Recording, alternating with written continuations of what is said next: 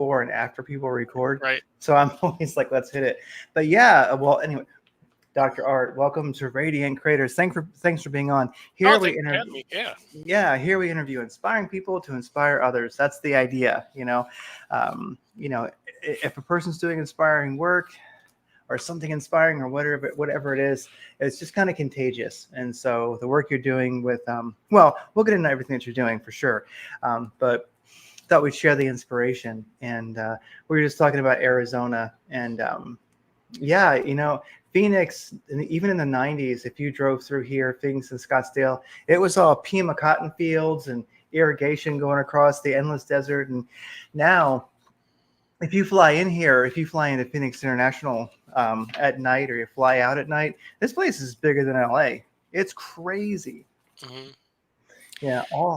When my buddy first, like I said, we were talking when we first moved out there in the early 90s, there was still orange groves outside of Mesa. He could leave his apartment and walk down the street, and completely different from what it is now. Oh yeah. Yeah, we replaced all that with pavement and stuff like that. Pavement and more houses and more houses and more houses. Yeah, more like 1,500 units that are exactly the same, whether they're like whether you like it or not. Yeah, really like it or not, whether they're individual little houses or whether they are little apartments or whatever.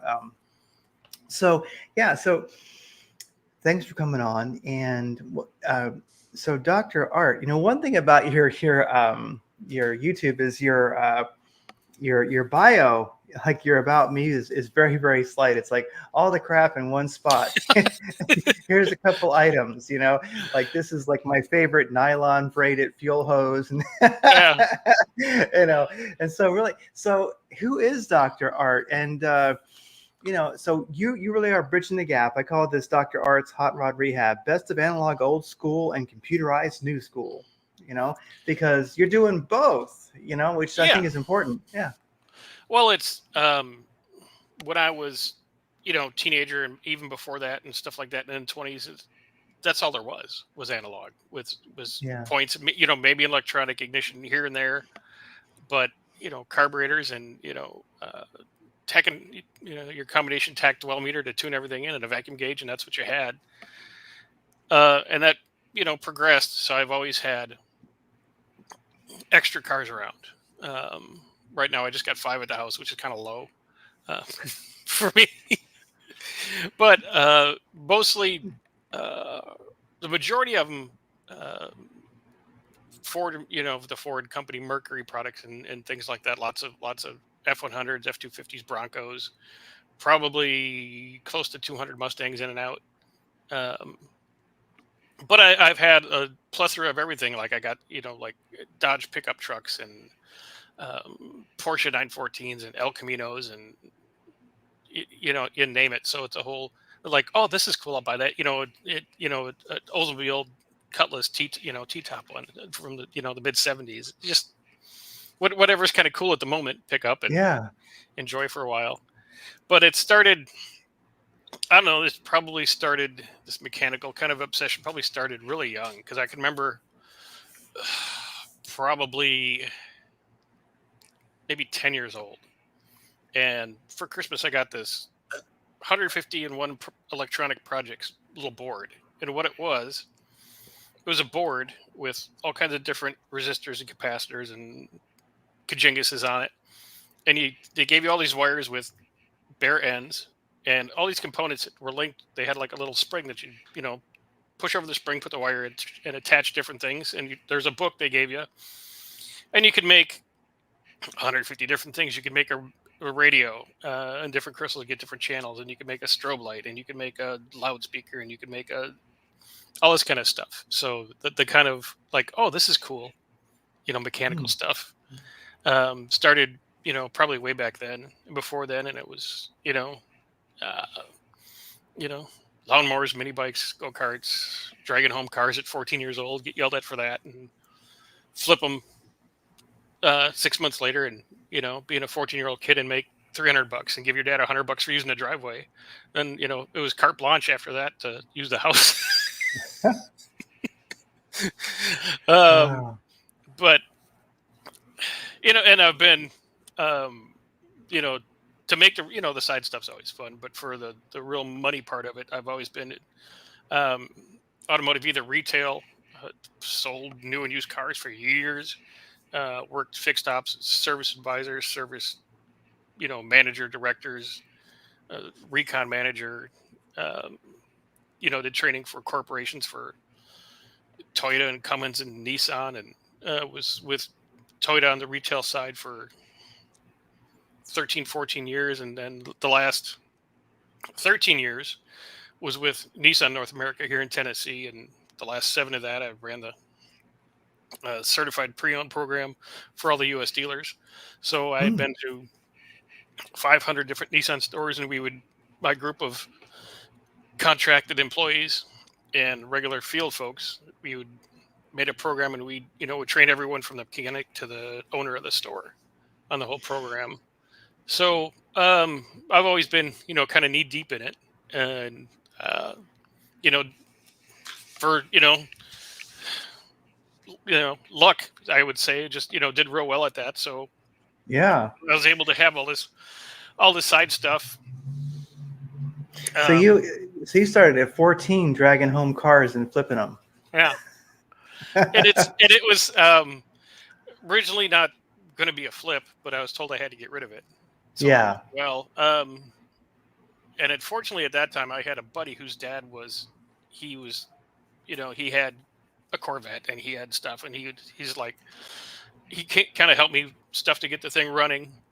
And before it was cool, I made it black primer and painted the wheels red, with little dog dish hubcaps, kind of like a, not knowing, and this was early 80s, and then just got it running, and I think I clamped a glass pack on it, and then it ran and drove. And what you did at the time, you had to put an ad in the newspaper, with your telephone number, and then a guy and his kid came out and seen it, and they loved it, and they gave me the money for it, and they're like, shouldn't we pay your dad? I'm like, no, you got to pay me.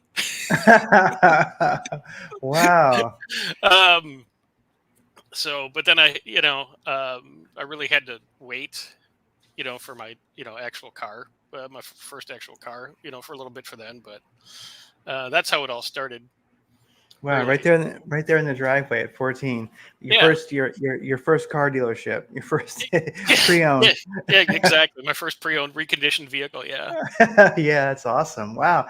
Okay, so there is a history there. Well, so your channel is called, Dr. R's Hot Rod Rehab, and I was thinking about what is a hot rod, because since you're working on old analog metal and also, new, digital metal, let's call it. I thought about, well, what is a hot rod? So I looked up, two definitions. One is the Collins Dictionary. And I don't think it's quite so accurate. It says, U.S. slang, an automobile, usually an old one, stripped of extraneous parts, adjusted or rebuilt for quick acceleration and great speed. And I thought, well, that's kind of it, but they're saying old. And then the Oxford Dictionary said, modify a vehicle or other device to make it faster and more powerful. And so really, we've been hot rodding ever since the Model T, and people have always really hot rodded the vehicles of the day because they were there. And so really, hot rodding hasn't stopped, right? I mean, you're just doing you're doing the hot rodding of the day today, which is, computers, cars. And I really wouldn't say cars have computers. They have more like circuit boards, Right. But you can definitely reprogram the chip in it, or chips in it, and then you can. And when I look at what you do, it's amazing, because I had never really seen it. And when you can just adjust your timing as if it's like a spreadsheet, and just say, okay, at this RPM, max the timing out all the way. I love the old stuff and the new stuff, but that is phenomenal. I mean, how did you start messing? Well, I guess you've been working in the industry for quite a while, but really, was that kind of mind blowing when you first saw that begin to evolve, where you don't have to mess with vacuum advance or advancing the timing? You can just go at this RPM. I want this advance. I want this much fuel, and I want this much spark, and I want this much. Yes, yeah, that's why I'm like, this is great, and I have carburetor versus fuel injection arguments with people all the time, but that's cool. Whatever you like is good. Hmm. But where it first started, it's kind of a two layers when I got into the computer controlled vehicles. First, we'll go back to how I got the Dr. Art moniker Yeah. name. That was in the late 1990s, early 2000s. Part of that I lived out in Vegas, and I was a little bit older than most of the guys hanging around, but it was like a Mustang club, and I had a real nice Fox body, and it was later model stuff. But the problem was that the younger guys, they didn't understand the first that kind of analog fuel injection, the EQ ones, and they'd be like, "Oh, I'm just going to tear it all apart and put a carburetor." And I'm like, "No, stop! These things are so simple. There's like 5 things that go wrong with these cars. Just bring it by. We'll figure it out." At this, I had all kinds of different, these go bad, so I have 3 of those, and get them going. And what happened shortly after that, anytime one of their buddies like had a Mustang or a car that with a computer on it that didn't run, they go like, "Oh, you have to take it to Art. He's the Mustang doctor." Hmm. And then I would get people coming up to me, and that's how I'm like, "Okay, cool." And I was helping out buddies, but then peripheral people started to come by, kind of thinking they were going to get, kind of like the same favor. And I don't know them, I'll help somebody out, but to a point. So what I did, I had business cards printed up, Dr. Art's Hot Rod Rehab. So whenever Yeah. they would ask me, "Hey, can you help me with this?" I'd be like, "Sure." And I'd hand them a card. They'd be like, "Oh, no, they know that they have to, you know, monetize their visit." Yeah. Yeah. And that's how that started. So I just stuck with that. And through the years, stuck with that. And I've had, different little websites where we had, um, like Commission Junction, where you have your website and a list of parts. People click on it, they buy it, you get Yeah. get a couple bucks, just like the Amazon links and that everyone has now. And Yeah. then um, I originally uh, started a YouTube channel just to kind of document from my own memory what I was doing. Yeah. Okay, Mm. if I would, okay, I'm gonna take this engine out of this car, and these connectors are here, this harness is here, this is what this bolt's like, here's how the water pump goes on, da da da da da. And I started doing a little bit of that, and it was about probably 4 years ago. Yeah, because it was the beginning of 2000, and I always make a little list. What do you want to learn this year? And I was like, I think I'd like to learn how to edit videos and actual kind of Yeah. dive Yeah. into it a little bit. So a couple different things, and talked to a couple uh, people that were kind of in my YouTube purview. And there's three or four guys out there that um, really helped me get started. They said, here's because doing a YouTube video is like a 300 layer onion. It's not as easy as Yeah. you Oh know it. yeah. Yeah. Even doing just a live is it's prep and it's Oh. time and it's a lot of work. So they would, okay, here's what you need to do, and here's to make a thumbnail, and here's how to to Oh yeah. see make the hours, and here's how to make a description, and here's how to do tags, and here's how to this, so you can eventually get monetized and make a little money at it. And I was like, cool, this is great. And I told myself I'm going to be happy. I'll go ahead and I'll work at this. I'll try new things. And if I can make enough money to buy a cheeseburger, I'm a winner. Yes. Yeah. So, was able to do that. And then I'm like, oh, okay. And then I would talk to a few more people, and they'd be like, well, you really should do this. And your really video needs to be more than at least 8 minutes, so you can get mid-roll ads, because that pays double. And Um, so it just evolved, and I started. Then it becomes a game, right? Yeah. Hey, how many subs do I have? Hey, how much did I make last month? Hey, um, I didn't make a lot of money from YouTube, but I made this much on my Amazon links, and these people sent me these $300 worth of lawn products, make them a video, and this and that. So I'm like, Oh yeah. Yeah. so and now um, I kind of stopped doing a lot of because I get bombarded with people want me to, in your email box, you sell our, our shampoo rugs and Yeah. all kinds of crazy stuff. And then, yeah, I just was talking to the gentleman on the screen here this week about his stuff. He's out in Kansas. He's a Chrysler Master Tech. Mm. But what I've been doing lately, uh, and I'll go back here a little bit if I'm just rambling on. But Oh, not at all. No, keep what going. started me going into programming computers is I wanted to build a. I've always had buddies build them, but I always wanted to build a turbocharged car, right? Yeah. So I didn't know anything about it, but I had a lot of guys that told me this and that, and were into it and stuff like that. And um, so he said you have to go to the Turbo forums, and it's an old school, just forums that's been around for probably 20 years.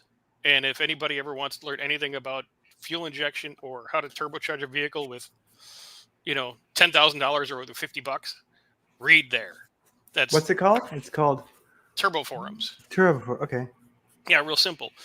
And and there's so much content. There's, from when guys would, hook up the boost line to the mechanical fuel pump to overboost the mechanical fuel pump so they can raise the pressure on a blow through application and stuff like that. So I was reading all this, and I picked up this 64 Ford Falcon out here. It was a roller, clean body, was a 6-cylinder car. Brought it home, stripped it all down, put a narrow door end in it, tubbed it. Oh, wow. Okay. Put in a 5-speed, picked up a 302 from a buddy of mine. They had it in his corner for $50 and did a, at home ring and bearing job on it. And bought a Phytech, which is basically a carburetor replacement, port injected. And that would handle boost and stuff like that. Built a homemade turbo system from some F-150 shorty headers flipped forward and connected with pipes and welded up. You have a welder and a grinder, you could build anything. Yeah. And, a bunch of eBay parts. And then, hey, I got a turbo. Cool. So, Wow. and then a couple years after that, I picked up my 86 Ranger. And at the time it had, when I bought it, had a blown up 350 Chevy setup in it. Got that running. And then I started collecting parts to do a turbo LS motor through trading and, this car for that and parts and pieces and things like that. Got that put in. Had a buddy of mine initially help me program and get it running because I didn't know. But I'm like, well, I need to know how to do this. So I had to buy the HP tuner dongle, which is the biggest investment. It's it's $300. Learn how to do it, get into that, start doing that, going, oh. And then turned out that I kind of figured it out. Once I figured out this is just layers of spreadsheets and calculations. It's pretty easy. Yeah. Started doing, guys would run just carburetors on LS motors. They want to take off the fuel injection. I programmed their ECUs so they would run basically run the spark on the car and the timing. So they didn't have to buy the $600 MSD box and the harness and almost $1,000 worth of stuff. They can run it with their factory harness. They didn't have to buy anything. Oh, wow. Okay. Perfect. Yeah. Yeah. $200 and you're going down the road. Started there, then started looking at some of the Jeep stuff with Tony and the early Dodge, 96 to 2002, the JTEC computers, Jeep truck engine computer is what JTEC stands for. Okay, I always wondered. And I was like, oh, this is simple because since it's an off-road use vehicle, okay, in quotes, what happens between 3/4 and full acceleration, the factory really knocks the timing down, and they do that to meet federal emissions because of NOx emissions. Okay. So they kind of detune the engine. And that's kind of why if you're in like your modern SUV or something like that, and you're at a stop sign and you take off like a 3/4 throttle and you're like, oh, this thing's doing pretty good. Then the next time you go full throttle and you're like, what happened? It's just, they engineer less timing into the vehicle at full throttle to meet the EPA standards. Oh, okay. So when you have an off-road use vehicle only, you can adjust the timing curve to make that engine work to where in its happy zone. And that's just, run some digits and, have the engine run basically how it was engineered, for horsepower, and make all kinds of ridiculous power that was never there. And the more that a car is detuned from the factory, the more you can put into it. And it doesn't hurt anything. You don't need to change injectors or run special gas or, stuff like that. You add a little bit of fuel to make up for the extra timing, and you got more fuel and timing on the top, and then you're just going. Wow. And then lately started doing Hemi cars and stuff like that. So Dodge Hemis, right? yeah, Dodge Hemis. Yeah. Yeah. In fact, there's one right here. Oh, there you go. They got Yeah. So that's I mean, kind of a long-winded short version. Oh, but it's good though. That's why we're here. Yeah, I noticed that. Dodge still makes some kind of monsters out there. There's some of the neighbors have Dodges with the Hemis in there. And I'm like, 390 what? Like they're pretty. They seem like they're like the last real like fire-breathing performance manufacturer. Like I don't know any other American cars that are really doing that, but I guess there's still a lot of room for improvement on those when you actually tune the computer. Yeah, there's a real common modification with the Hemis is the camshafts, because that's just the way to design the camshafts fail in them, and that's just because the camshaft is very much higher over the crankshaft than a normal engine on a Hemi, so it doesn't get as much splash oil. And if you drive it like a grandma, cam runs dry and you burn the lifters up. Okay, so Oh wow, okay. take, the short version. But they'll put in these, whether it's Texas Speed or Brian Tooley or whoever, big cams in it, and they'll put the cam in there to get it all back together, and they'll hit the key, and it might fire up, it might not, but it definitely is not going to idle, and it's not going to drive. And it's really interesting. The more I get into this, there's like 5 basic settings on these Hemi computers where you can change that, and it'll start and run and drive enough till they can get it, fine tuned. Mm-hmm. But without doing those 5 steps, they don't run. Wow. And that's the funny thing, where it seems like cars in the past, let's say it's kind of hard to put a year on it because it really varies. Let's just say in the 79, maybe like say up until like 1979, it seemed like a lot of manufacturers, they tried to get everything they could out of the car. So when you bought it, it was tuned to to give you all it could. But now they're actually tuned to kind of be rather domesticated. Yeah, they would pre-electronics, they would, like retard the camshafts and lower the compression and things like that, so the engines would meet emissions, kind of mechanically detune it. Well, the newer ones are not mechanically detuned; they're just electronically detuned, and that's kind of the difference. And that's why you can go into even like a modern like Hyundai or Kia, their V6 twin turbo setups and their Stingers or whatever. Some light modifications on that and some computer tuning. Those things are just ridiculous. Yeah, and that's what I like about it. So, I mean, for me, I'm very, very lucky in that I'm agnostic, I guess you could say. I love the old, I love the old heavy metal. I love analog. I love vacuum tubes. I do. Yeah. I mean, if you've got a receiver and you got like a record player and you want to hear some beautiful analog sound, you want a receiver that has vacuum tubes. So I love. I got an amp back here with Yeah. So analog is beautiful. I love points. I love it all. So I'm really lucky. I don't have a hang up there with one or the other. But when I look at cars of the day, so when they're Model Ts, I've seen you could order in catalogs, you could order hot rod parts for Model Ts. People have always hot rodded the cars of the day because that was there, and many times it was cheap. Like I had a 66 Chevelle, probably like, oh my gosh, I don't know, let's just say in the mid 90s, and Hmm.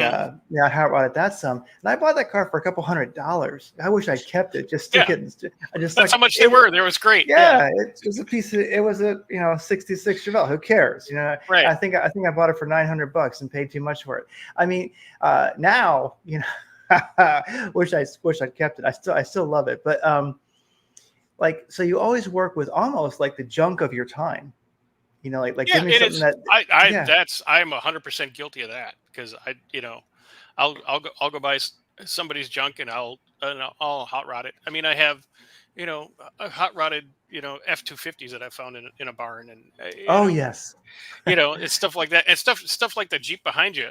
That's Yeah. that's just great. You could, I mean, that's, they're heavy, but you got a cool two-door one, and you can do Yeah. all kinds of stuff to them. You put a, you lift that and you do a little engine work to it and stuff like that, and throw some lights and some bumpers on it, and you're like, oh, this thing's cool. Yeah. That's what I've always, Yeah. and I guess it started, when the second guy got a Model T in the same town. It did. So funny. I mean, you got a picture like they were out in these, they went out to the cornfields, all the Model Ts that were, Yeah, they're like, hot I'm rodded. faster than you. No, I'm faster than you. No, I did this. No, check out, I did this. That's how it. Yeah. And they're like neck and neck at 38 miles an hour. Yeah, Yeah. exactly. But And that took a half mile to get to 38. Yeah. yeah, I know. Yeah, I'm sure people. Well, I mean, people hot rod. Like I had a Volkswagen repair shop in California when I lived in Southern California. We specialized in bugs and Carmen Gias. We fixed other Volkswagens too, but that was kind of our thing. And when I lived there, every third car in California was a Volkswagen Bug. You know, Hmm. Yeah. and I mean, people don't realize like you can hot rod the crap out of a Volkswagen engine. I Yeah, mean, they don't weigh nothing. yeah, I mean, You double there. the horsepower, you double the fun. And it's easy to go from 40 to 80 in them. Yeah, I mean, so you get a nice 1600 cc engine and dual Webers on that thing, and Yeah, it's a you get it. machine. Yeah, you get a Yeah, dual port and do a little head work and throw a cam in it, and yeah. yeah. Then you pull up next to a nice 911 and like rev it up, and and then you just walk them. Hmm. And They're your very mad. 69 Bug. Yeah, Yeah. yeah. So that's the fun. Yeah, it really is. And so you're working with the cars of the day, and I think this is kind of important because when you can. So if a person wanted a hot rod today, or hot rodding to me just means that you've made it your own. You've either it's all about what was your mission. Maybe your mission was you wanted it to be a daily driver. Everything works. You can throw keys to your mother-in-law and she can drive it. The AC works. Everything works. Maybe that's your goal. So whatever the goal is, whether it's a fast quarter mile, a circle track, daily driver, whatever it is, if you have that in mind, then you're hot rodding it to me. You're doing something specific. And I think that quite possibly, like the truck behind me, I love my 78, Cherokee, Hmm. but it might be out of reach for a lot of people. Like it's just too much. Um, where like Mission Improbable that you've done videos with, that's like it's like a 90 something Cherokee, no, I mean, 96. 96 XJ, right? Hmm. So thing is, when you get into like the junk of the day, right? Like the cars of the day they're a couple years old, they've lost their like, value, you might say. So an XJ is great because I look and I can go out there and find XJs. Maybe I have to go and get it. Maybe I have to have it shipped to me, whatever. But like, under $5,000, like even $3,500, $3,000 will buy you a nice XJ, Yeah, and you this know? one, I mean, Tony's was literally it. You know, in a field, the guy had a defunct auto dealership that had been closed for years, and this is just one of the ones that was left over. It sat there so long, somebody stole the catalytic converter out of it. Mm. The all under the hood was packed with pine needles and stuff like that. We went and put it on a trailer and hauled it back and put a battery in it, and somehow it fired up. So, um, Yeah. And I and it think was, that's approachable. Yeah. and that I mean, they're not that common. I mean, you used to be pretty much get any old car for 500-600 bucks way back when. Yeah. But now junk is 3 grand. Um, Yes. but Yeah.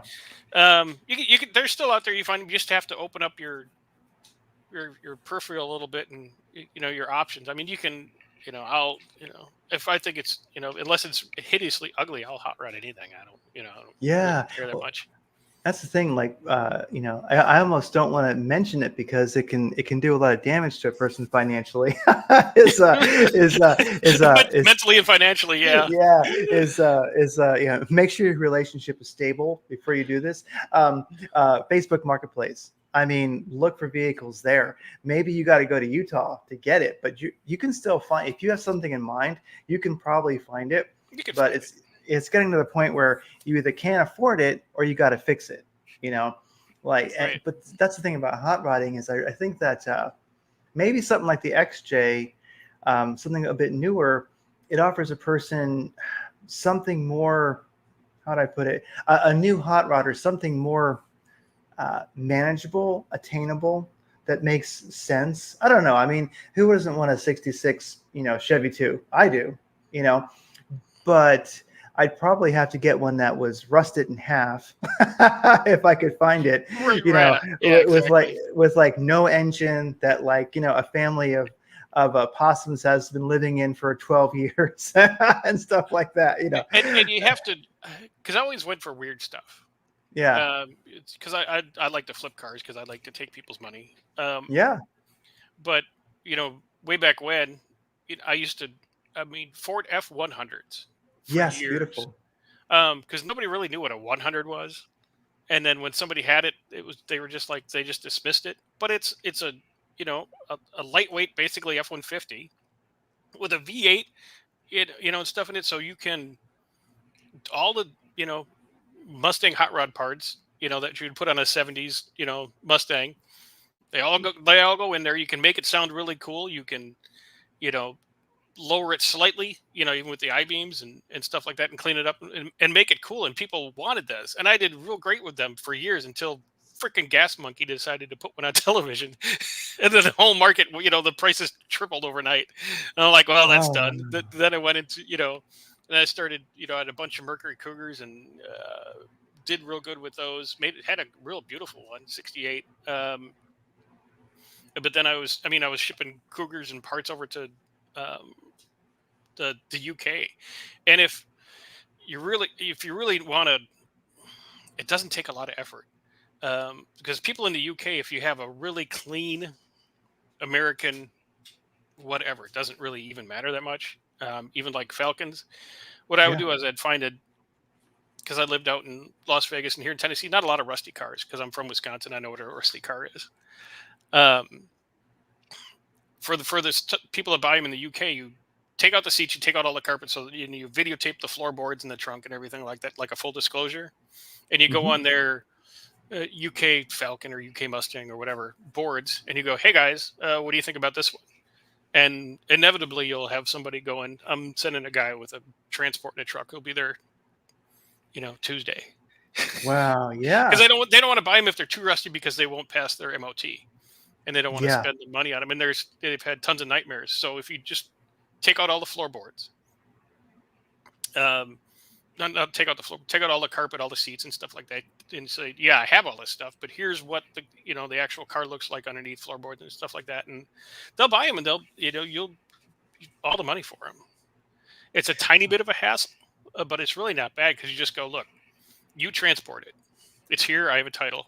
Send me a deposit when the guy comes with the truck, certified check, and we're good. And that worked real well pre-lockdown. Since then, it hasn't worked really that well. Yeah. You need like shipping brokers now and such. It's a little Yeah, bit. it's they took a fun thing and made it overcomplicated like everything else. So Yeah. Yeah, they did. Yeah, the F100 is actually a very cool truck. It reminds me, I had like a 1976 Dodge Power Wagon, with the oh yeah, I slants. love a power Yeah, wagon. Yeah. yeah. But back when they were humble and beautiful, and it was 4x4, it was a slant six in it, and it was a special model that they only made for the military and the Forestry Service. And the Forestry Service was selling their old ones, and this thing was too tough to actually even wear. I mean, and so it. Yeah. The springs did not give. The nothing moved. No, Yeah, yeah. no, it would batter the hell out of Hmm. you, and anyway, so yeah, I kind of wish I still had that vehicle too. But yeah, I like the weird stuff too. It's always nice to get. I mean, I love my Chevys. I mean, of course, but um, and they're easiest. I mean, by far, I think. Yeah. Uh, but the weird stuff, like I mean, one of the reasons I have the Cherokee, the Chief behind me, is that it's got an AMC 360.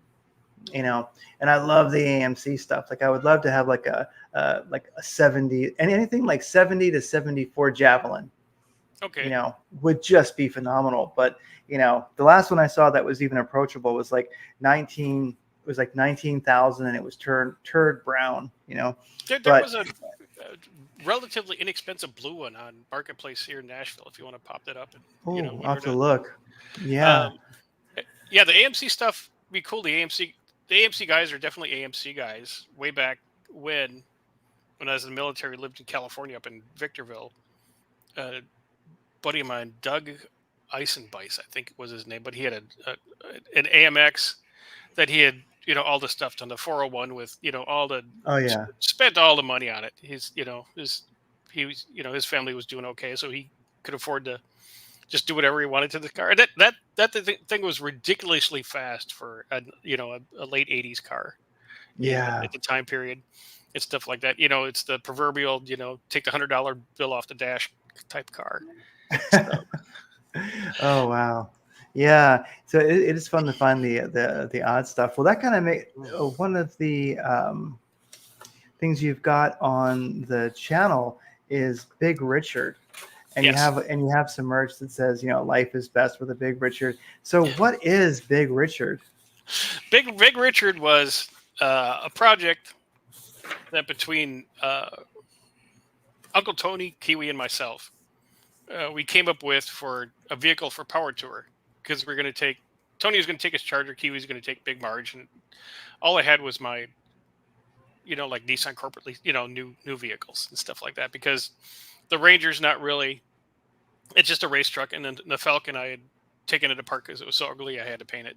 And nobody, and it's lingered for a little bit since then, shamingly so. But um, so originally it was a Dodge that Kiwi had bought originally to do some work for himself, and he was about to kind of cut it up and do some things, but he found one that was 1,000% in better shape. So he went with that one, did that one, and years ago, and it sat. At one time in its life, Big Richard had been in a flood up to its dash in like Mm. sandy muck and stuff like that. So um, we're like, one day we're over at Kiwi's shop, and then we go back and look at this thing, and I'm like, oh, this thing's too cool. We got to pull this thing out of here. Because at the time I had little extra time, and I'm like, it had a motor that Yeah. turned over. It had a transmission in it, and that was about it. No accessories, no nothing, no. So we went to start rebuilding this, getting it ready for Power Tour brakes, electrical. Redid the engine on the channel, in the garage, a driveway rebuild, and Tony did the transmission and stuff like that. But we just didn't. It kind of, stacking tolerances, and it didn't make it to Power Tour, which Yeah. which is okay, because it really needed more attention, a little more time, a little more attention, a little more money and stuff like that to get it all done right. It And so looked rough when you first got it. it was it had it had fenders in the hood, but no front end. Yeah.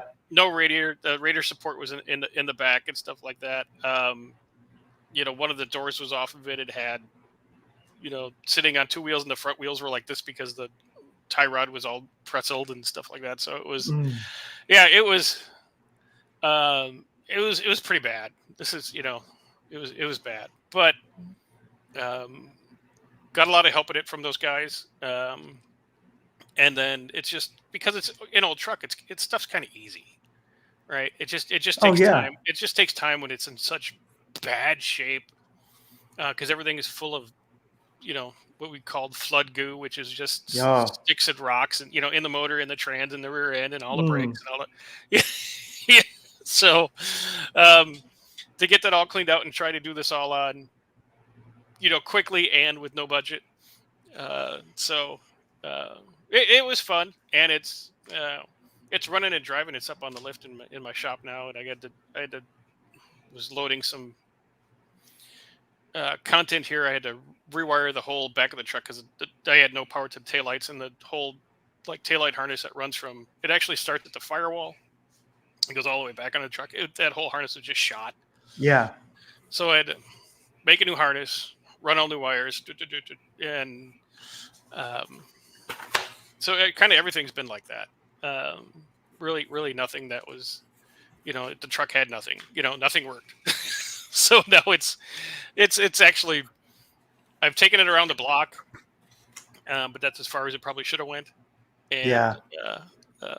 it'll get it finished up here. I had some stuff I need to do to the Ranger because it's finally getting cool enough to go racing for the last part of the season here up here. So we didn't have your summer, but we had the summer of sweat. It was just, it was 97, 98 degrees every day for like 2 months, and all the humidity up here. Oh yeah, it's not fun. Oh, it was horrible. So nobody was going to the track when it's 100 degrees out at night, and no one. You didn't want to come home. I come home, get in the pool because I was just be overheated from the day. Oh yeah. And then you go in the house and you're like, I'm not going back outside. No, not a chance. Not a chance. Yeah. Not a chance. So that's pretty much ready to go now, and finishing stuff up on Big Richard, and then finally finish up my Falcon, and then who knows what. Yeah. The heat kind of drains you. I've been this guy, the one behind me, would be back on the road if it wasn't for the heat this summer, because it's been a hot summer, and it's not that it's been the hottest it's ever been, but it should be cooled off by now, but we're still like 100 or so during the day. So it's just after 4 hours, same as where you're at, you're just kind of done. If you're out there in the heat of the day for 4 hours, and it always ends up the time you have is always the hottest part of the day to actually get out there. And so it's really challenging. Yeah. Because the shop where I have the lift on, the house is set up, it had a garage. When I bought the house, it had the 2-car attached to the house, in the house. And the people before us, they had built another 2-car garage for the guys that use like a woodworking. That's where he did his woodworking. So that's 2.5. Wow. And then I wanted to add a lift. So I added another 24 feet and tall in a metal building out there, but it's a metal building. Even though it's insulated, it's still a metal building in the sun. Yes. So it's a little tough to run the the mobile air conditioner to get it to cool down and stuff after it's been in the heat all day. So not a lot got done this summer out there. It's still that's why I did a lot more computer tuning and stuff like that, because I could do that. I could sit up here in your in your shorts and help a guy out and ship it back to him, and you don't break a sweat at all. You don't get dirty. It's kind of nice. Oh, and it's true. I noticed that you were doing videos like that, just like we're going to now too. We're going to do this specifically. Like, check this out. That's cool. Well, what I was gonna, I'll ask you now, because it's like it makes a point where, so we all like to have. Well, one thing, I think it's amazing you have a lift. I would, like this is the whole of my garage right here. So I am, my life goal bucket list is a lift, or I'll settle for a hole dug in the ground that I can drive over. That'll work with some stairs to it. That'll work. A pit will work just fine too. Pits are awesome because nothing can fall off of it. I like that. Right. That's why I got a 4-post lift and not a 2-post. Yeah, I want to get because lifts to me are one of those things where even though it's secure, it's kind of like jack stands. You never really feel you're like, I don't really feel good right now. Yeah, you never really are at ease, and you shouldn't be. It's kind of like using a table saw. I never relaxed using a table saw. Right. And you shouldn't be. No. Yeah, exactly. Yeah. If you're relaxed using a table saw or under a lift, you gotta pay more attention. A little fear can help you grow older. Yeah. At this point, if I didn't have a lift, my second garage would just be a big train room. And it'd be model train. That'd be done. Model trains. Okay, we'll talk about that. Because I'm done laying on the floor rolling around, even though I still do it, but it's just like You It, know. it gets it gets hard. It gets a little Yeah. harder after 50 than 60. Yes. Then Yeah. yeah, it Yeah. does. It gets Yeah. a little harder. Yeah.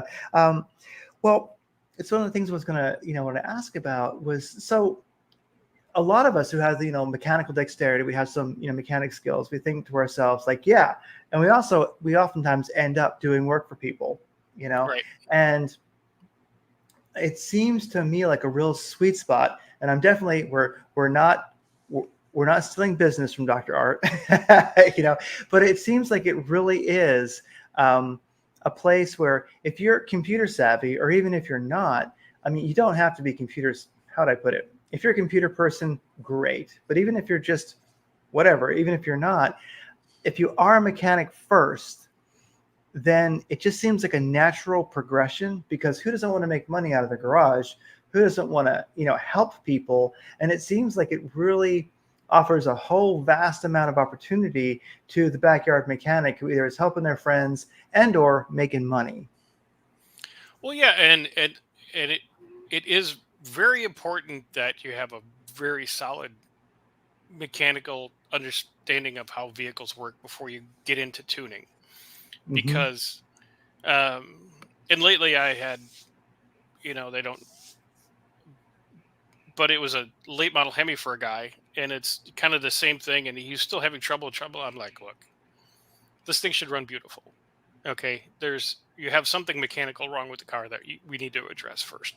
And I was doing it remotely. He's in California, so if you don't have that and you can't recognize that, yes, there's probably some vacuum leak or background or something going on with this vehicle besides what you're doing for him on the computer, you're just going to chase that and it'll never end. So you have to be able to recognize, okay, with everything set up, you know, electronically, how it should function perfectly, and it doesn't function perfectly. Well, then there's a mechanical issue. What do we have going on? Then you have to just start back to, you know, okay, let's treat this like it's a tractor.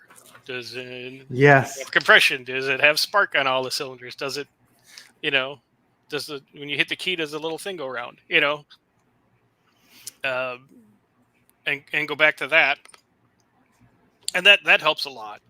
That and a basic understanding of basic math. If you're bad at math, don't be a computer programmer for vehicles, or even for video games or nothing like that, because it's all math and tables based, and calculations of this and that and percentages of this and that.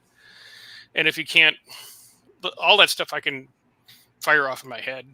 I'm pretty. I have a good math mind, Yeah. which helps immensely for a lot of this stuff.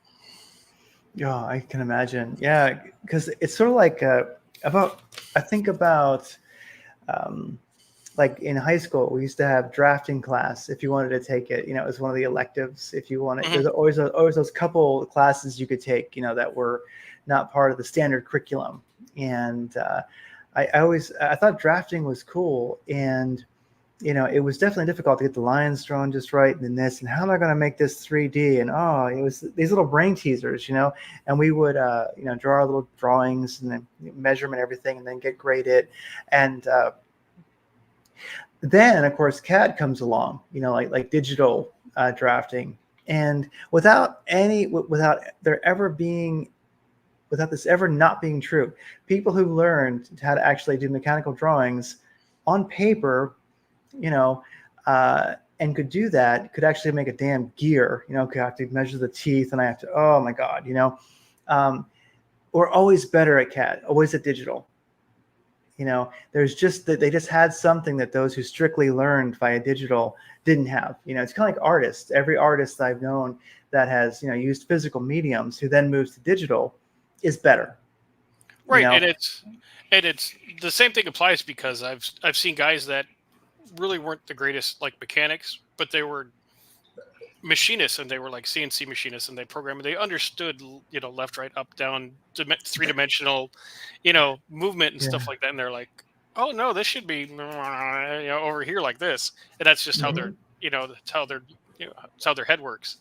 And Yeah. they're very good at it too. So, um, yeah, that part of it is. you could, like I said, you can be great, on computers and doing this, but you need to have the, you know, mechanical and mathematical backgrounds help immensely. Well, it just speeds things up.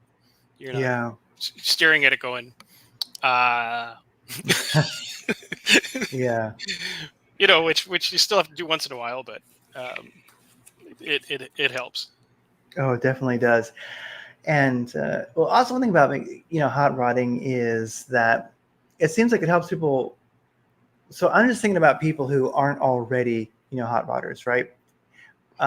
Who might have interest. Why I think what you're doing helps people get into it who aren't into it is that a lot of people don't have a 66 Chevelle. They wouldn't want a 57 Chevy. They don't want, a Dodge Charger. They like newer vehicles. And in a sense, hot rodding gets them in the garage doing something. And I think one of the things that I don't think I know, one of the things that we're lacking in our, I'll say country, but world, the Western world, I'll just focus on America. I can Okay. say, I'll say that here in America, something that we're missing. I can tell you we're missing it in Arizona. I know we're missing it in Colorado and California, all the places I've lived, is people don't use their hands anymore. And I Yeah. really think it's important that, it is very sad to see a person not have mechanical dexterity. And that is a sad life if you can't use your fingers for anything more than like typing on a phone. And unfortunately, we have, generations doing that, It's like It that's 100% true, because I mean, I had an elective. I had a wood shop elective. I had a metal shop, 2 years of metal shop. I had a house wiring elective. I had a welding elective. I had a small engine elective. All these yes. shop courses that they used to do that, um, if you're a good skilled tradesperson, you can make a lot more money than some guy sitting in an office, you know, making presentations all day long, and probably be a lot happier doing it. Oh yeah. Yeah, And it's presentations. Yeah. like I have a son-in-law who's very smart and very book smart, but you know um fills the lawnmower oil up to the top of the dipstick. Yeah. So it's but it's the basic stuff. That's why, in like last summer, I did a bunch of go-kart stuff, because I was like, okay, Yeah. this stuff it's cool and it's cheap to do. The engines are plentiful and cheap now. Uh, and what's nice about the go-karts, I mean, they all have either one of two axle sizes, so tires fit from one to another, and chains are kind of universal and stuff like that. So it's real easy to put this stuff together, and that's a basic that you could take any 14-year-old kid that puts his phone down for an hour and say, okay, put these four bolts on and your engine's bolted down. Make sure it's straight with this chain. We'll put the chain on. Does it look straight? Okay, it's straight, bolted down, and it's going to work. And then they get that, basic. Oh, it has to be straight to work. Yes, and it's got to be like this, and we have to do this first, and we can't just jam on this because it won't run right. You have to take the steps, teach them how to do the steps. I taught in the various different roles. A lot of kids are brought into like dealerships, and the service department start off in the in the lube rack. Yeah. um and they come the first day in lube rack with their toolbox with the handle on top and want to start rebuilding engines. You're like, okay, hang on, dude, let's get you some basics here. Yeah. But a lot of them, within, if they have the right attitude, within a few years are good mainline techs, on their way to being master techs and stuff like that, and making real good money at it. So it's just, there's a lack of people teaching mechanical Mm. skills to young people, and that's why I think that's why there's a shortage of mechanics, because they're not taught in school. That's why there's a shortage of good you know HVAC and concrete guys. Yeah. Nobody, you don't get taught that anymore. You don't get taught basic electronics in high school. You know, You got to go to a trade school, and then if no one introduces it to you, it's not even on your purview. You graduate high school, and you're unless you have parents that go, here's your path, and you're not, in battle with them. You get out and you're left loose in the world, and you go, okay, what do I do now? No one's introduced you to anything, but you know, I don't want to go to college. What do I do? I don't know. And they end up, calling you and asking about if you want to buy an extended warranty on your car. Unfortunately, that's where they end up. When they could have Oh, been, if you it sparked something in them at 12, 13, 14, 15 years old, where they took an interest in welding or woodwork or, like drafting or something like that, then they'd have some kind of path to go down. I think we're putting out a lot of, you know, aimless folks out here. It's either, you go to college or you McDonald's, and that's not really fair to somebody with, half a brain to make them no, do that. it's really true, and that's it's something. Well, and since I'm technically male, I know these days that's a weird thing to say, right? Technically, But yeah. technically biologically male, Hmm. and grew up with a very proud redneck heritage. I'm happy with that. And Yeah. liked all the things that guys like fast cars and stuff like that.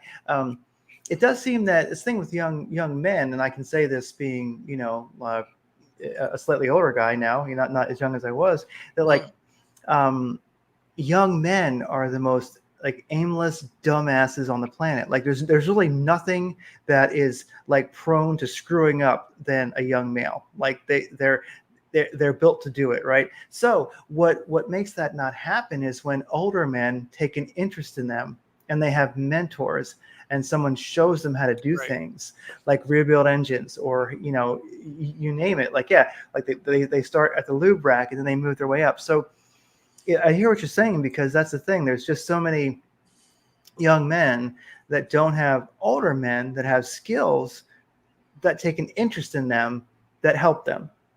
I mean, and I was lucky. I had, you know, neighbors and stuff were cool old guys with hot rods and stuff like that Yeah. that were willing to, you know, hey, what are you doing? They just didn't go, hey, get out of here. Oh, we're rebuilding a holly. Here, clean this for me. Well, and I'll show you how to do this. Yeah. Oh, yeah. I mean, clean it. Yeah. I mean, rebuilding a holly. What? It's the greatest thing ever. Yeah, and Um, it's the simplest thing ever. But you give it to somebody who's never seen one. They're like, I don't know what to do. I don't even know what tool I would use to open this thing up. Or what's yeah. going on. And it It's also. it's not tough. No, like I always said, when nobody was born a plumber or a fireman or a nurse or a doctor. It's everybody learns everything. Yeah. So uh, it's nothing is that tough. It's and most of it, once you get the basics down, it's just repetitive day after day, and you pick up nuances and get better at it. You master A, and you pick up a little bit of B. Then now you got your master of A and B. Now you go into C. Now you have 3 skills. Yeah. It's yeah, it's kind of that simple. That's like when I went back to, hey, I want to, what do you want to learn this year? Oh, I want to learn to edit videos because I kind of forced myself to learn new things every year. And I may Mm. suck at them. I bought electric guitars. I can play 3 chords in 20 years. It doesn't, my brain does not wrap around. It's cool. And I like them. I got one here, one there. And I appreciate them for what they look like and how but it's just not there. So, but, you know, Yeah. Well, that's the thing about having interests. I mean, having interest is so important because then, like, no one is ever bored who's got interests. Like I'm the same way. I have a few guitars, and I love them, and I've slowly developed a little bit of ability to play them. There's been these big lacks, like big gaps where I haven't touched it at all. But all the same, I just keep after it. I don't know. You never know. Like things have a weird schedule to them. Like you'll buy something, you think this is neat, or you find it and then you put it on the shelf. And 5 years later, you go, "This is the day." well, and that's how my head works for a lot of stuff. New things. I'll be like, just taking it in and not Hmm. really maybe picking it up as fast as the guy next to me. But like I said, I'll wake up one day and go, "Oh, that's what it is," and then just blow past everybody. Yeah. I just take a long time to upload, and my brain goes, and figures all the little details out, and I go, oh, here's your answer, and then you just go. So Yeah. Yeah. I've done that Sometimes. more times than I can count. I'd be like, I don't understand what the hell is going on here. And you just kind of, okay, you get through it. Yeah. I mean, Jimmy down the street figured it out. Yeah. Got to be able to do Yeah. it. Somebody's, and with learning all the turbo stuff and programming stuff like that. I'm not doing anything new. Everything's copy and paste from the guy who's already done it. Yeah. Yeah. And fortunately now we live in a world where you can get tons of information. You're not waiting for a magazine to come out once a month, with 3 new articles in it. Yeah. In a limited purview. You got, like the internet can interest you in everything all of the time. Well, yeah. What do you want to learn today? And it's there, and Yeah. you put your head down and go for it and learn. Sometimes it's a little wrong information, but it's mostly the path, and you go, oh, okay. You listen to the right people, you can figure out anything you want to do. Oh yeah. Yeah. I mean, and that's the thing. Like, hot rodding can be like so many things. Like I look at some places where it's definitely not dead is pickup trucks.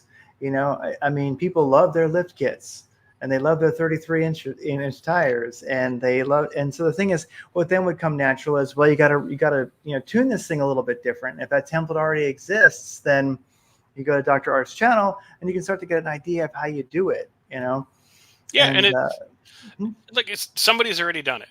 You know, yes,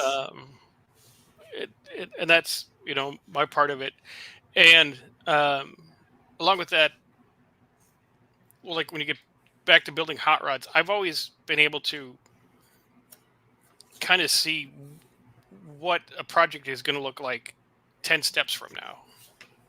yeah, Like I would take, like, here, let me just give you an example. yeah, And this might be a glary picture. I don't know if you'll be able to see it, but yeah. We can see it. It's a car. yeah, 68 Mercury Cougar. Oh yeah, nice. Yeah, real pretty car. That was a $600 tow home in Wow. in 5 shades of Earl Shive yellow. Oh my gosh. So, but you sit down and you go, okay, I understand the lines of this. What would look cool? Okay, if it's kind of a boxy car, it needs this kind of wheel. It needs this. It may need a stripe. It may need this color. Is it car look better in a pastel or a solid or a thing, or and you look up stuff and you go, oh, and you kind of formulate. Go, okay, this car's going to be beautiful if I do it like this, and then you're like, okay, I can see what it's going to look like, and kind of there's your motivation when you're doing a 6-year project. Yeah. Yeah. Well, it's another skill for people, or just something that benefits so many people is thinking from the end. Like, what you want. You have this vision, and then you figure out, well, what do I want this car to do? Do I want this to be, hot rod, or just whatever it is? You work all that out. Maybe even write it down. And then I tell you, you'll get there faster. If you know what you want to do and you figure that out first, you'll get there faster. And that is an incredible accomplishment. And I shouldn't say even if it takes 6 years, it takes 6 years. That's fine. It's something I wish for everyone to have. And and maybe not everyone has it. I don't know. Or be able to do it. Yeah. And then I've for all the times I've drag home ugly cars in front of the house, and the neighbor or somebody you work with or something, like, what are you doing with that ugly, and then the fast forward, whether it's 6 months, 2 years, fill in the blank on the number. Yeah. And then you're driving this thing and they're like, oh, that's cool. Yeah. So it's just, I don't know. It's just vision, or maybe I've just flipped enough and know what, you paint a car retail red, you're going to make the money on it. Maybe that's great. Maybe it's that simple, I don't know, but I've always been able to kind of see the, oh, this would look okay, this would look cool. This truck would look good as a gasser. This one would look good if I, drop it 4 inches. This one would, Mm, so, um, I don't know. I've always, weird stuff like with hot rods, I've built, a handful of V8 Ford Rangers, which are a blast yeah, and they're cheap to do. Like in, California, they would put V8s in the Toyotas and stuff like that years ago. The little Toyotas. yeah. Um, and those are fun. And I get a blast out of them because I, make them real low and loud, and you know, be able to whip by somebody at the freeway at 90 miles an hour. And this little lowered Ranger just blows. What the hell was that thing? uh, wow. Well, it's something she mentioned Toyotas. I mean, there's something people can hot rod. I mean, there's no end when it comes to Toyotas. I mean, if you travel around the world, there's like the poorest third world crap hole has got 70s Toyotas still, climbing over the rutted, muddy roads. Those things, you Right. can't kill them. I mean, so, what a fun car to hot rod there. I mean, I'd love to have, an old Toyota 4x4. That'd be great. Oh yeah, I've had I had an FJ40.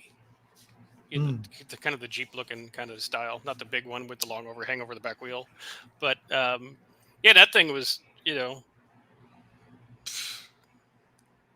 pretty much beat to death, but you couldn't, it wouldn't stop running. Yeah, I can't kill it. That's wonderful. Just keep going, so. Yeah.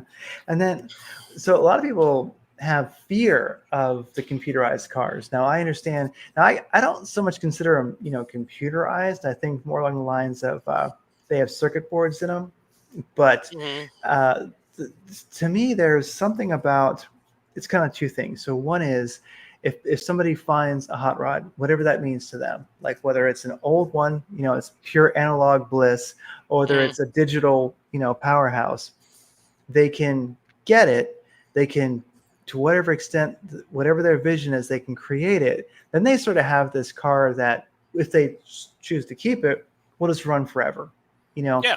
Like they have this confidence, and then whatever happens in the world, they know that their XJ or their classic, Chief or whatever it is going to run, and they can keep it going.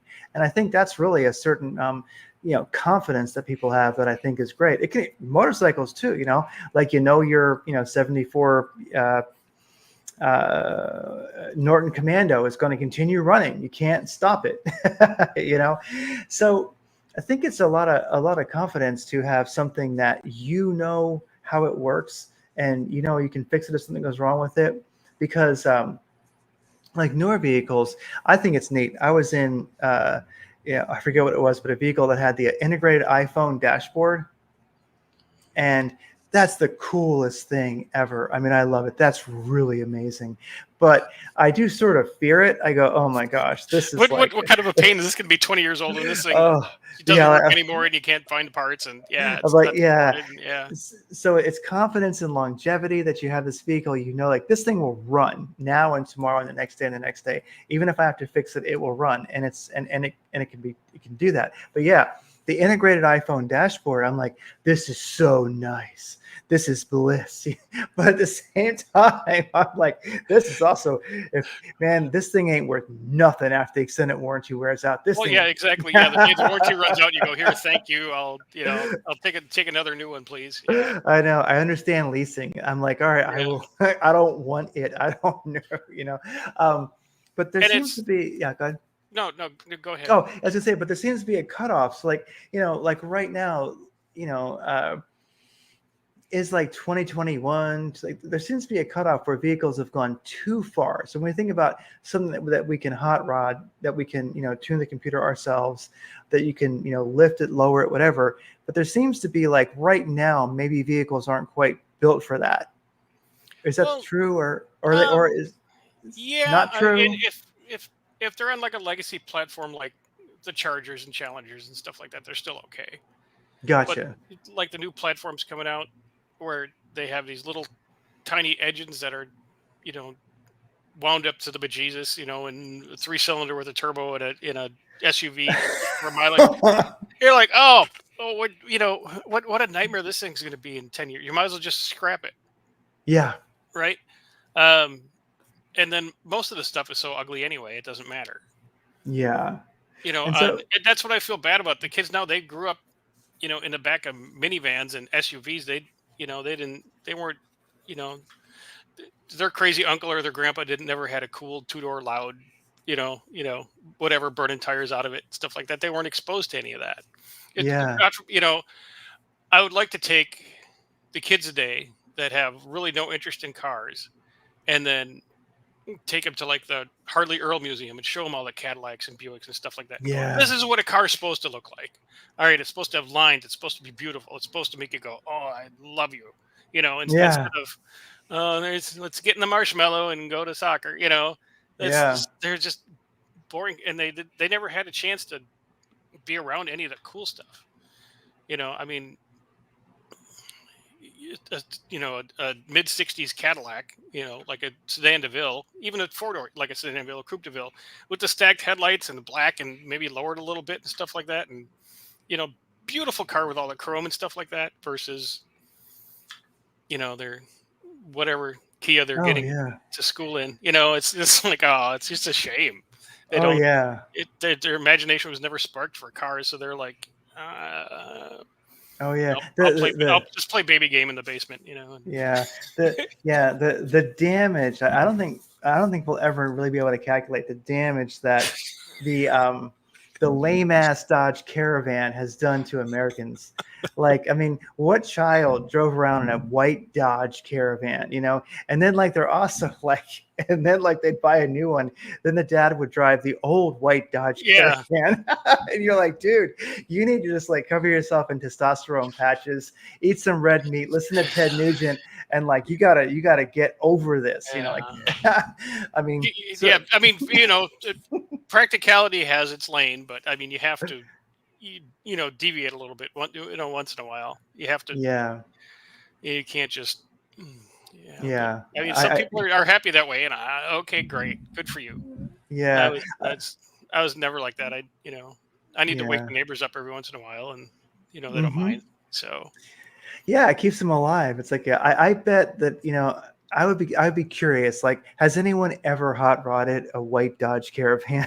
I mean, on any level, like, yeah, I mean, if maybe if you had a turbo Caravan and somebody lost their minds and stripped it out and boosted the turbo on it, but so far as wanting them to spend all the money on wheels and window tinting and all that kind of stuff, yeah, probably not a lot. I haven't seen it yet. I bet you someone has like hot rodded a few Ford Tauruses, but Yeah, not a Dodge Caravan. not Dodge Caravan. So, Well, I mean, how many years did you work on bugs in California?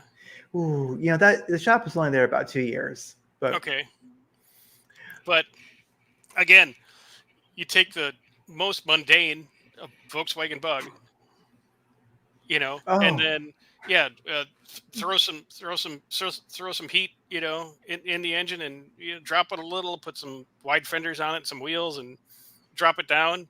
The nice exhaust. Now you're like, oh, this is now I got something. This thing handles. It goes like crazy. It you know makes people look. yeah, and it's a whole world. I mean, like whatever you want to do, you can do it. And also at the time, it was, I don't really know. I couldn't tell you what it would cost now, but at the time, I could pretty much get a new long block for like $800. And I just drop them out and scoot backwards on my knees with the thing, and Yes, still on the jack. Yeah, still on the. yeah, and Just just, switch it out, and yeah. yeah, here's a new engine, Mhm. $900, and there you go. You got a new bug. It will run forever. Right. And if you want to put like a hot carb on it, a better intake, you want to like shave those head gaskets a little bit. If you want this thing to move, I mean, it will surprise you. Most people who have driven bugs, they have like 300,000 miles on it, and they think this thing's a slow piece of junk. I'm like, give me a few hours with it.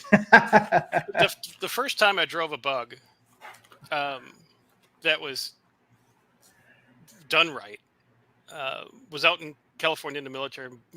Buddy had one, um, and we're down. He lived in West Covina, Oh yeah, and he pulls this thing out, and I'm like, okay, cool, bug. It sounds pretty cool. Then I drove this thing, and Yeah. it was the whole engine was balanced, so it didn't do the bug thing. It was like a smooth rev, and I'm like, what the heck's going on here? And it had dual carbs and dual quiets on it, so it wasn't really that loud, but it was like, oh, and the thing was just. I'm like, oh, this is great. Hmm. Oh, they're amazing. Yeah, I mean they can be if one desires, and it's an easy engine to rebuild. You can split that case. It really is an easy one you can do in your garage because once you get it out, it doesn't weigh that much. Yeah. You don't even need an engine stand. So they're remarkable machines. And so I want to ask you about. I don't want to keep you all night, but like, No, no, we're but good. yeah, but like Tesla. So this is the thing. So and I'll get back to the cars being overly electric in just a second, but or overly computerized. But the idea of like the Tesla and the Leaf and such like that, it seems that like I wonder. I guess people do hot rod the Tesla. I mean, it seems like they do. The things are remarkably fast. I've only ever been in one once, and the thing was a rocket. Right. But it doesn't. Do you think that well, I should say, like, are people hot rodding electric cars? Because I mean, if people hot rod anything that runs, they're going to start hot rodding it. So, Well, like, or is that, or has that ship just flown and those things are kind of done for the moment anyway? I don't know. well, that's I'm not I'm not the biggest fan. Now, the electric cars, say you take like the Leaf or whatever, Yeah. um, they have their niche that half of 1% people that still smoke pipes and use a slide rule. That's their car, and they're happy and they love it, and it works for whatever for them, and it's great, cool, you know. Um, the Tesla became more like an image thing for a while, and that's kind of tweezled out since because they haven't been redesigned since they came out. It's Yeah, it's you true. still buy the same car. It looks the damn same, so nobody can tell if you have a new one. Um, and there are limited things you can do to them, uh, but then again, once you burn it up, it's 30 grand for a battery pack. No, you just here recycle the thing, make it a beer can, go get something Yeah. else. That's the main problem with them. I don't think like the bodies are going to wear out, and they don't wear out the brakes, and they wear out a lot of tires because they're so heavy. Um, and it's what's funny, and I'll go on a little bit of a rant here, but Yes. Yeah. Go for it. I was first time I was in the back of a Tesla Model 3. Yeah. It was in Uber coming back from the airport to the house because I had taken air, and I got in the back seat, and I'm like, I felt like, remember what a Dodge Intrepid was? Oh, I think vaguely, vaguely. Yeah. Okay. I remember them well because they were sold them used and stuff like that. But the kind of the weird, sparse, cheap plastic interior that they had and just the shape of the seat, it's like Tesla hired the guy from Chrysler to do the interiors, Oh. and not the good, not the good cool stuff. But I'm like, and I was like, look at the door. I'm like, this thing's kind of pretty poor quality actually. Mm. But that's just me being, I'm kind of an automotive cynic when it comes to overly, this is the new greatest thing. Yeah, right. It's just Mm. it's all marketing. Very little. It's all sizzle, no steak. Um, but I don't think the guys they rebody the Teslas and they use the drivetrain and they'll take the hot Tesla and strip out the interior, lightweight and stuff like that. Yeah, and it's fast, but it's kind of one dimensional. Yeah. Really, because I can occasionally you want to take your hot rod out for more than just here to the car show at the dealership 5 miles away. Yeah. You want to go to here, or you want to go to the lake, or you want to go, and if you have something like that where it's single purpose, you can't. It's really dead for anything else. Yeah. It's what's called taste specific. It's just your car, so you're stuck with this thing because nobody's going to want to buy a stripped out, Tesla where you worn the battery down to crap and the thing's just ragged, you know. Mm. So I don't know. I don't see much of a future for those cars until they come up with like not the next generation, but the generation beyond that of battery packs, to where the battery pack is not 3/4 of the weight of the car. Yeah, yeah, and it may never be. I don't know. I'm kind of I contemplate it also, where it's like um, we have a charging station near us, and it's got like 12 spots on it. And every morning and every lunch hour, and then after work, and then in the evenings, it's just about always full. It's Okay. often totally full. And I just started thinking, like, is that really how you want to spend your life? Like sitting at a charging station, and Yeah. then Sorry you know about that. you've and then you've got the situation where in some areas, hoodlums find that a great place to carjack people and rob them You're because there they're for sitting. you're sitting duck for 45 minutes, 2 Yeah, hours. you're sitting there, so it's not that safe in some areas, and then They of don't even course, want your shitty car. They'll just come up to you and take your wallet and your purse and yeah, thanks, bye. What are you gonna do? continue continue charging. Yeah, continue charging. Yeah, yeah. They Continue take your charging. phone. You can't call nobody. You can't. Yeah, when your car's done charging, you can go home and cry about it. Yeah, That's about it.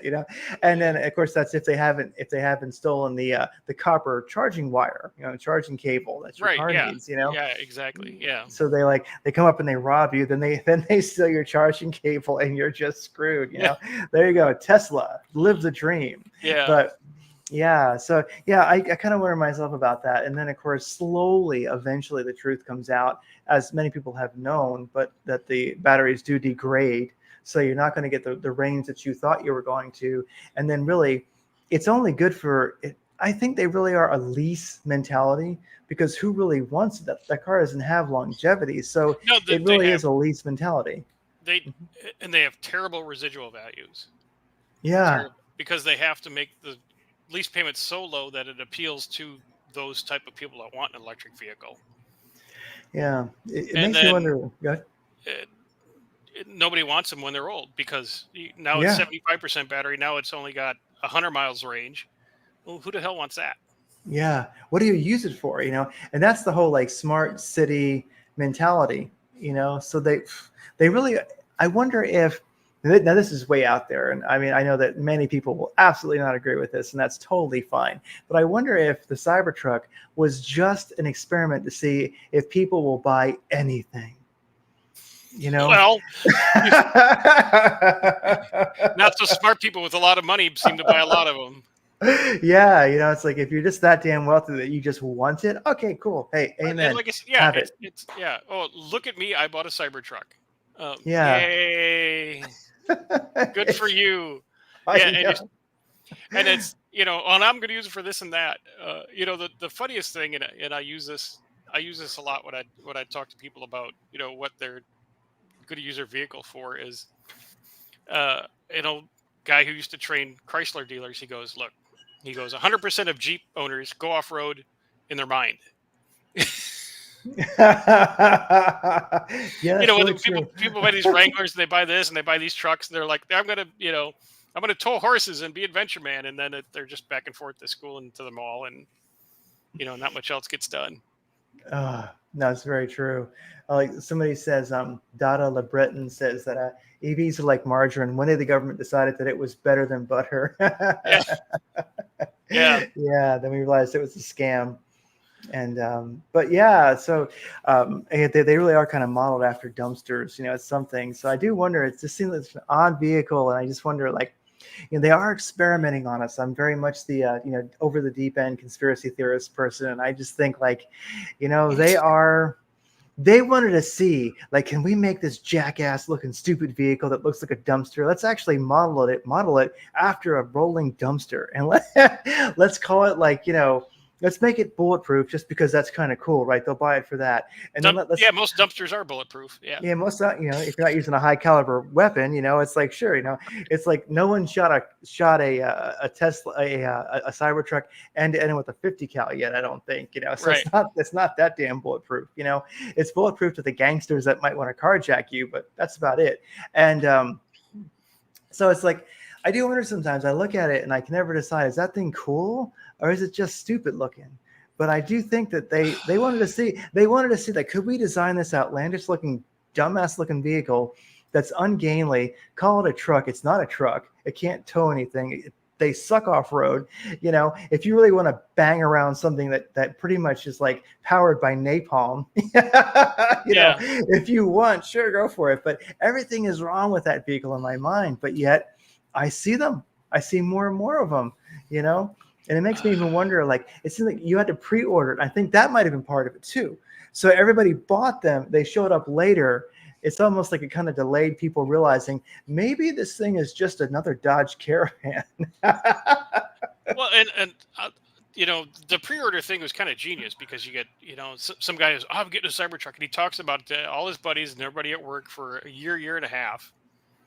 Mhm. And in that time, he probably has come out of the ether, but now he's committed. Hey, your truck's Yeah. here. Let's part you with your $100,000. Today's the day. Okay. Yeah, exactly. Make a ridiculous car that you can't Yeah, have for yeah, 2 years. yeah. Fury, where's your Cybertruck? You've been killing us for 2 years talking about it. Where is it? Yeah. How come you haven't got yours yet, Jerry? Come on. It's so true. Yeah. So those things are quite the mystery. Well, one of the things about working with newer, I should say, because they're not all newer, they could be in the 80s. I mean, but when we do look at, so you've got your, so a person's got their a little bit of gear. I do think that like your mechanic today, even if you are, I shouldn't say even, but whether one is a professional mechanic or, however that rolls, you've got your shop in the garage, whatever it is, a laptop now is sort of part of being a mechanic in many cases. And a lot of people are afraid of like the kill switch. They're afraid of like the geofencing. They're afraid of, the many things that may exist in, especially like pre-2021 vehicles.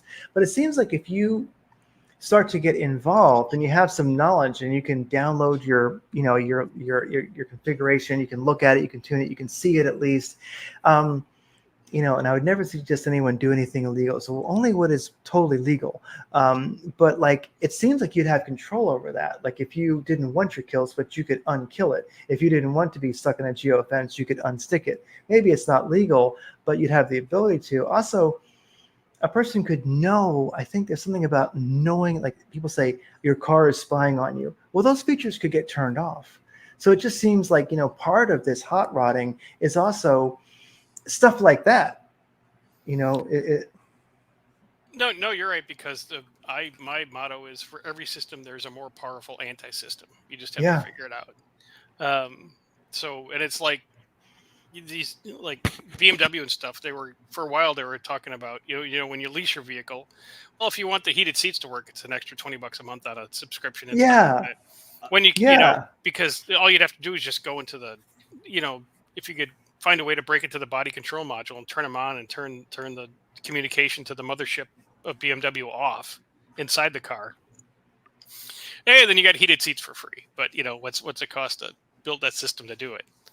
So that there's always a way. If somebody can remotely start or stop your car or make the windows lock or do whatever, you can find a way to isolate that and do it yourself. Yeah, exactly. So it seems like at least a person would have. So since a laptop is more and more becoming, part of a mechanic's toolbox, if a person who hasn't had interest begins to get the what does that stand for? The HP, the dongle you plug in, the HP tuners. HP tuner, is that made by HP or is it just called HP? Yeah, it's not Hewlett Packard. No. Yeah, it's not Hewlett Packard. It's like Henry Paul. The Henry guy Paul. The guy who, whatever his name is, who invented it.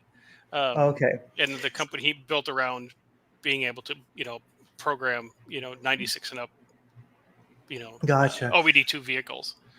But like you're saying, 100%. 99% of mechanics, first thing they do on a car is they bring it in and they read the codes.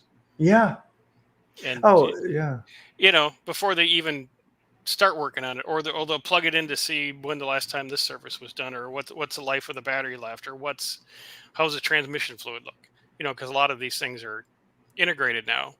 Mm-hmm. So they can go and go, well, since he's here for this, upsell him this trans service, or upsell him this, or his brakes are at this, and they'll before they even, pop the hood, or thinking about picking up a wrench, they got that car plugged in and they're pulling it up and they're getting all their background information. Yeah, no, and that's the thing where it's. I wouldn't even say it's a double-edged sword, because it's a beautiful thing where I love a classic vehicle like the Chief behind me, right? Yeah. There's no mysteries. If something's not running right or something's not working, you can There it figure it is. out. You can figure it out with a test light. It's like that's it. You can figure it out. There's no mysteries. And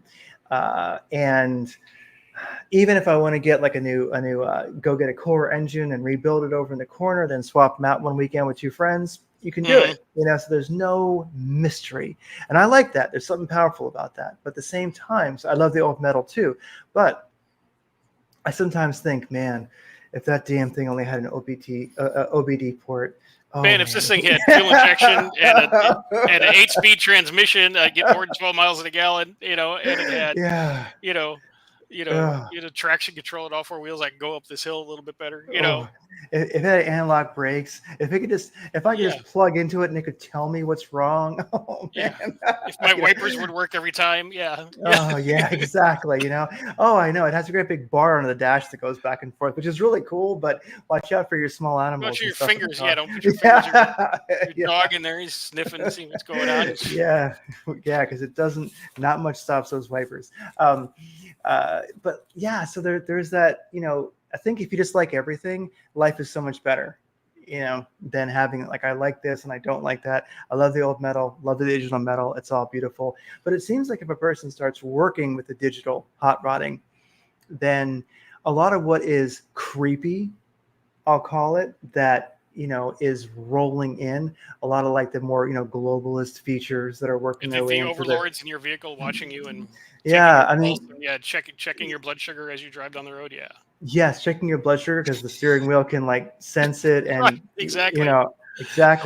Like it's tied to your social credit score, all these things. So the thing is that like, no, I'm not saying, hey, everybody stay legal. I'm not giving any advice. I'm just saying, if you could tell that car to tell the man that you're driving like a grandma, right? Right, and it amazes me that people are so gullible that they'll get with their insurance company for their car, and the insurance company will ship them this little dongle that monitors them. I'm like, you know what you're doing there, right? Yeah. Next time you crash your car and you were doing 80 instead of 65 and you crash your car, company's going to go, well, you were speeding illegally, so we're not going to cover you. And, why are you giving them your data? They're just selling it. Mm-hmm. Stop it. Stop giving people your data. Yeah. And that's the thing about the data. I mean, you can plug that dongle in and they can get it, but I would dare to say that someone's getting it anyway, so it's like I have a 2017 Cherokee, and it gets code downloads. It goes, time for an upgrade. And so I mean, there's two-way communication. Like the dealership calls me and says, you need an oil change. I'm like, oh, I'm glad you're watching me. That's cool. Glad you're my digital overlord. Thank you. I'll be there. I'll be right over. It's like please don't hurt my social credit score. It's like I wanted to drive somewhere far away this weekend. But well, yeah, so, I mean, that's just like these things, the digital leashes that everyone has to have for some reason. I mean, they know what car you get in, they know where you go when you wake up, when you go to the bathroom, when you what you're eating, Yeah. Oh yeah. Let's go to McDonald's. Oh, he ate McDonald's. Make his health insurance higher. He's eating crap. Exactly. Yeah. I mean, yeah. So that's the thing. If you're carrying your Droid or your iPhone, or your old school, you've got a BlackBerry, whatever, and you're worried about your car spying on you, it's already done. It's already taken care of. It's already done. It's already done. Don't worry about it. If you use a credit card, they already know everything anyway, even if it's a debit card, So one last thing I wanted to, mention, and this is one of the things that really makes it where I think I'll always have old metal and I'll always have old analog metal and I'll always have new digital metal hot rods, because the best of both worlds is to have both, but something that like the Chief does not have that I wish it did and maybe one day that's why like you end up putting a modern drivetrain in it or something, is modes. I mean, Oh yeah. it's like, and that's one of the things that really intrigues me about also, working with hot rodding and working with the computer is how you could, or the circuit board, is how you could adjust your modes. Because I've got econo mode, which is beautiful. I've got downhill mode, this mode. It's got a bunch, has an 8-speed transmission. I mean, that costs more than the whole car. But the thing is that like it's got sport mode, and that thing, it's got a V6 in it, and Mm-hmm. it's ferocious in sports mode. I Yeah. mean, but you wouldn't want to leave it in sports mode because it grinds off the tires and it gets like a mile a gallon, Yeah. but it's on fire Yeah. when it's in sports mode. And that's the thing I love about, it's one thing about hot rodding, and it's getting into mode. So you can put it in econo mode, cruise down the highway, take a drive. It does great. You want to, hot rod it, put it in sports mode. That thing is crazy. You wouldn't want to leave it in that mode. It would, it's insane. So there's one for modern day, hot rodding, or I'm not sure how long cars have had modes. I don't know when that Not started, not, not but that long. That's because like your modern Dodge Chargers and Challengers, most of them after '09 have because the Hellcats, they hand you the red key and it's supposed to juice up the power and stuff. yeah, yeah, Most of them have had that option to have two separate keys, do two separate tunes yeah, for a lot of years already. It's just not a function that's used. yeah, Like most of the cars on the road, because when they come off the assembly line, they're all built the same. They all have the same harness. They all have the same ECU. But maybe your car didn't have this version of anti-theft that this other car did. So that's like the LX model, and it costs $2,000 more. Well, you can go in and you could turn all that stuff on if you know how. yeah. And Oh yeah, and it's right there. And if you have especially like a Toyota, because that's what I mostly seen this stuff on. You got a buddy that works at a Toyota shop. He can turn on this feature and that feature and get into your navigation and do all kinds of stuff that you're not supposed to have. By with just their laptop, and get in, and you don't need codes, you don't need credits or anything like that. It's just change, bip, and the car does more stuff. yeah. Yeah, and that's so intriguing, and so it's almost like well, I'm glad you got Big Richard, along with working on Mission Improbable and other things, because I really think the sweet spot, and one that I'm looking to get into, is just living in both worlds, analog points, and then also like Mission Improbable. What a great mix, and just to be into both of them. I think I would miss either one if they didn't exist. Yeah, and you could do it. You can do like a blend. Say like Mm. your Cherokee Chief behind you. Um, we could put an Aces fuel injection on it and replace your carburetor, right? Mm. Yeah. Um, with that, and that's going to run the timing. That's going to run the thing. So you just hop in it, tap the key, boom, it's running. No warm up, hitting gear and go and stuff like that. So you're kind of getting both, but then you're giving up, the EMP proof carburetor on it. So it just Yeah. depends, you're, you're, Yeah. you're Well, giving up one for the other, you know, um, yeah. and So you put like a modern port fuel injection on it. Um, it's a little more efficient. You probably get from, 12, now you're getting 16 miles a gallon, and, better cold start, better, performance when it's super hot out, and you can, put a turbo on the thing if you want, and then it'll run yeah. all that.